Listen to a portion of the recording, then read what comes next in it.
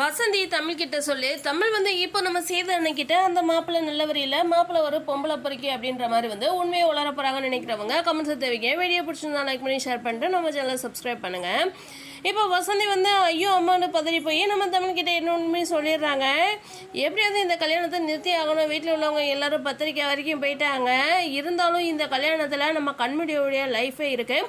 இதை நம்ம அம்மாச்சிக்கிட்ட சொல்லலான்னு பாட்டிக்கிட்டையும் சொல்கிறாங்க. இந்த வீட்டில் உள்ளவங்க ஆளாளுக்கு முடிவெடுக்க ஆரம்பிச்சிட்டாங்க. நம்ம பேச்செல்லாம் யார் தமிழ் கேட்குறான்ற மாதிரி பாட்டியும் இப்போ பதட்டத்தில் இருக்காங்க. நீ நினச்சா மட்டும்தான் இந்த வீட்டு பொண்ணை காப்பாற்ற முடியும்னு இப்போ நம்ம பாட்டியே சொல்கிறாங்க. நீ என்ன வேணாலும் பண்ணு, உனக்கு சப்போர்ட் பண்ணுறோன்னே நம்ம தமிழ்கிட்ட சொல்கிறாங்க.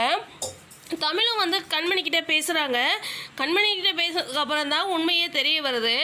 கல்யாணம் ஏற்படலாம் ஒரு பக்கம் போய்கிட்டு இருக்கட்டும், இவனை மண்டபத்தில் வச்சு இவன் முகத்திரையை கிளிக்கிறேனே இப்போ தமிழ் உண்மை எல்லாத்தையும் கண்டுபிடிக்க ஆரம்பிச்சிட்டாங்க.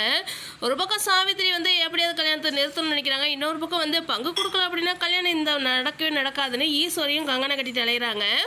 உண்மை எல்லாமே வெளிவரப்போகுது. கடைசியில் இது ஈஸ்வரியோட திட்டம் தான் ராஜாங்கம் புரிஞ்சுக்கிட்டு ஈஸ்வரியை வெளுத்து வாங்க போகிறான்னு நினைக்கிறவங்க நம்ம சேனலை சப்ஸ்கிரைப் பண்ணி கூட பெல் சிம்பலை ப்ரெஸ் பண்ணுங்க.